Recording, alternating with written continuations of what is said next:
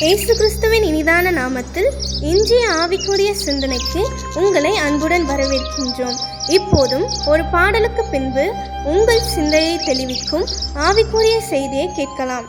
உன் கைகளின் பலனை சாப்பிடுவாய், பாக்கியமும் நன்மையும் உண்டாயிருக்கும். உன் கைகளின் பலனை சாப்பிடுவாய், பாக்கியமும் நன்மையும் உண்டாயிருக்கும்.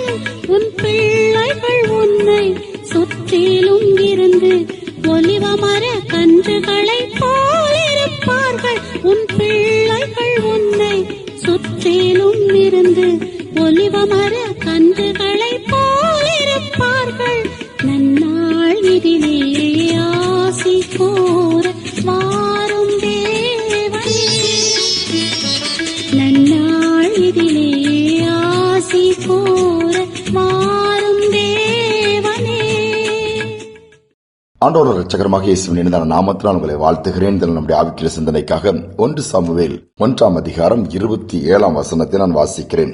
இந்த பிள்ளைக்காக விண்ணப்பம் பண்ணினேன், நான் கர்த்தரிடத்தில் கேட்ட என் விண்ணப்பத்தின்படி எனக்கு கட்டளையிட்டார். இன்னைக்கு சில்ட்ரன்ஸ் டே சொல்லுவாங்க, குழந்தைகளுடைய ஒரு தினமாக கொண்டாடப்படுகிறது. பிள்ளைகள் தேவனால் கிடைக்கிற அல்லது தேவனிடத்திலிருந்து பெற்றுக்கொள்ள ஒரு பெரிய உயிருள்ள ஒரு ஆசீர்வாதம். அதனுடைய மேன்மையை நாம் மறந்துவிடக் கூடாது. இங்கு அன்னாள் தன்னுடைய பிள்ளைக்காக வேண்டுதல் பண்ணினதோடு மட்டுமல்ல, கர்த்தர் அதை கேட்டார் என்று சொல்லி அழகாக சொல்லப்பட்டிருக்கிறது. பெற்றோர்கள் பிள்ளைகளுக்காக ஜெபிக்கும் பொழுது கர்த்தர் அந்த ஜெபத்தை கேட்கிறார். குழந்தையே இல்லை, மலடியாக இருந்த அந்த அன்னாளை கர்த்தர் நினைவு கூர்ந்து குழந்தை கொடுத்ததோடு அதோடு விட்டுவிடவில்லை. ஜெபிக்கிறாள், அவனுடைய சமூகத்திலே கொண்டு விடுகிறாள்.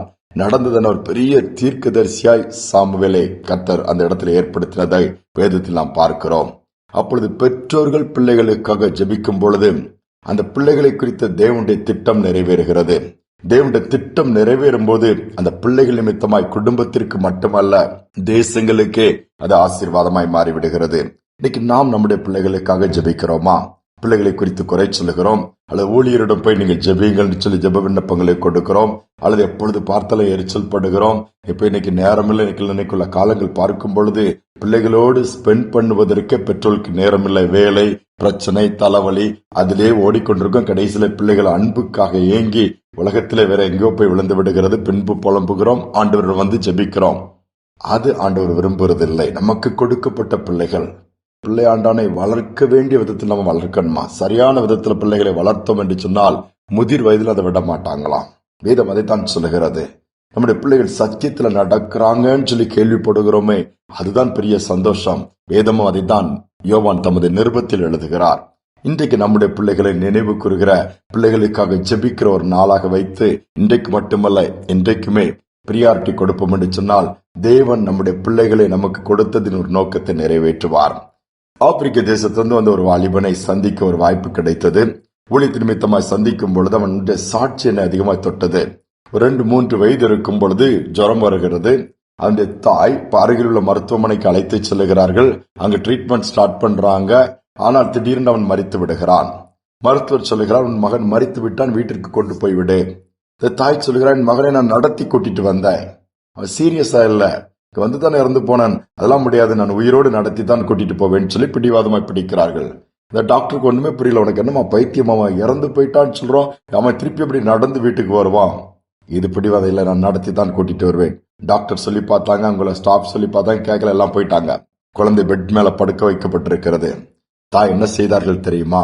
பைத்தியம் பிடித்து சொல்லவில்லை, தெளிவாக அந்த இடத்துல முழங்கால் பிடிட்டு, ஆண்டவரே, நீர் எனக்கு பிள்ளையை கொடுத்தது இப்படி உடனே சாவதற்காக அல்ல. ஒரு 3 வயதிலே சாவதற்காக கொடுக்காமலே நீர் இருந்திருக்கலாம். என் பிள்ளையை நான் நடத்தி இந்த மருத்துவமனை கூட்டிட்டு வந்தேன், வீட்டுக்கு நடத்தி நான் கூட்டிட்டு போக விரும்புகிறேன், ஜீவனை கொடும் என்று சொல்லி அந்த பிள்ளைக்காக பாரத்தோடு அந்த தாய் ஜெபிக்கிறார். 1 மணி நேரம் 2 மணி நேரம் கடந்து போகிறது. தேவன் அந்த தாயின் விண்ணப்பத்தை கேட்டார். அந்த கண்ணீரின் ஜெபத்தை பார்த்து பதில் கொடுத்தார். கண் விழித்தது அந்த குழந்தை, எழுந்து உட்கார்ந்தது. சந்தோஷமாய் கூப்பாடு போட்டு அல்லது ஆர்ப்பாட்டம் பண்ணி வீட்டுக்கு கூட்டிட்டு போகல. குழந்தை இழந்தவுடன் உட்கார்ந்தவுடன் ஒரே சந்தோஷம். அந்த தாய் என்ன செய்தார்களாம் தெரியுமா? அந்த குழந்தைய அந்த பெட் அருகே அந்த மருத்துவமனையில முழங்கால் படியிட வைத்து தன்னுடைய 2 கைகள் அந்த தாய் அந்த குழந்தையின் தலையின் மேல் வைத்து, என் மகனே, நீ இந்த இடத்துல வரும்போது மரித்து போய்விட்டார், ஆண்டவர் மீண்டுமாய் தேவனுக்கு ஜீவனை கொடுத்திருக்கிறார், நீ அவளுக்காக வாழ வேண்டும் என்று சொல்லி அந்த இடத்துல உன்னதமான தேவனை நோக்கி, ஆண்டவரே இந்த பிள்ளை நான் உம்முடைய கரத்துல கொடுக்கிறேன், உமக்காக வளரட்டும், உடைய நாமத்தை உயர்த்தட்டும், உடைய ராஜ்யத்தை கட்டட்டும் என்று சொல்லி ஜெபித்து நடத்தி வீட்டிற்கு கூட்டிக் கொண்டு போனார்களாம். நடந்தது என்ன தெரியுமா? அந்த தாயின் ஜெபத்தின்படியே இன்னைக்கு உலகமெங்கும் அந்த வாலிபனை கர்த்தர் பயன்படுத்துகிறார். எவ்வளவு மேன்மையான ஒரு ஜெபம், எவ்வளவு மேன்மையான ஒரு காரியம். இன்றைக்கு நாம் நம்முடைய பிள்ளைகளை நாம் நினைவு கூறுவோம். ஜெபிக்கும் பொழுது எப்படிப்பட்ட செத்துப்போன குழந்தையே உயிரோடு திருப்பி கொடுக்கிறார்னா, செத்துப்போன வாழ்க்கையாக இருக்கலாம், விட்டு போன நன்மைகளாக இருக்கலாம், தொலைந்து போனவைகளா இருக்கலாம், உலர்ந்து போனவைகளா இருக்கலாம், பலவீனத்தின் பாதையில எல்லாமே அவ்வளவுதான். என் பிள்ளை எங்க இருக்கா, என்னாச்சுட்டே தெரியலங்கிறீங்களா? ஜெபியுங்க, சூழ்நிலை மாறும். தேவன் உங்கள் பக்கமாய் பட்சமாய் திருப்புவார். தேவனுடைய நாமம் மகிமைப்படும். ஜெபிப்போம். எங்கள் அன்பின் தகப்பனே, இந்த நாளிலும் அப்பா நாங்கள் ஒருமனப்பட்டு சிறு பிள்ளைகளுக்காக ஜெபிக்கிறோம். சிறு பிள்ளைகளை அதிகமா நேசித்தீர். சிறு பிள்ளைகள் என்னிடத்தில் வருவதற்கு இடம் கொடுங்கள் என்று சொன்னீரப்பா. இன்னைக்கு சிறு பிள்ளைகளுடைய வளர்ப்பு முறைகள் எவ்வளவோ பாதிப்புகளை பார்க்க முடிகிறோம். வேலை நிமித்தமாக, இன்னும் பண தேவை நிமித்தமாக, குடும்ப சூழல் நிமித்தமாக ஆங்காங்கே உறவுகளை இழந்து பிரிந்து இளம் வயதிலே அன்புக்காக ஏங்கி தத்தளிக்கிற பிள்ளைகள் ஏராளம் அப்பா. அதன் வளர்ப்பின் காரியங்கள் எல்லாம் பாவங்களே மாறிவிடுகிறது. வளர்க்க வேண்டிய விதத்திலே வளர்க்க பெற்றோர்கள் இன்றைக்கு இல்லை. நடத்த வேண்டிய விதத்திலே நடத்துவதற்கும் பெற்றோருடைய காரியங்களுக்கு இல்லாத சூழ்நிலையிலே தேவன் இறங்கி பிள்ளைகளுக்காக துக்கப்படுகிற, கவலைப்படுகிற, கண்ணீர் விடுகிற பெற்றோருடைய கண்ணீரை பார்த்து இந்த நாளிலும் பிள்ளையுடைய வாழ்க்கையில் ஒரு பெரிய மாற்றம், பெரிய ஒரு டர்னிங் பாயிண்ட், ஒரு திருப்புமுனை நீர் ஏற்படுத்துவீராக. இன்னைக்கு எல்லா உலகமெங்கும் இருக்கிற பிள்ளைகளுக்காக நாங்கள் விசேஷமா ஜெபிக்கிறோம் அப்பா.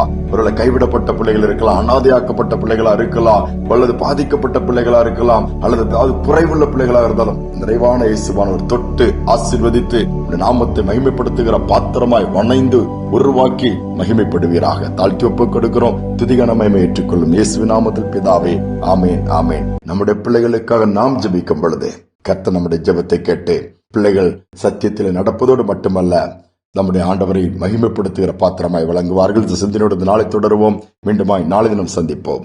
தந்தை தன் பிள்ளைகளுக்கு தயவோடிருந்தானோ, தந்தை தன்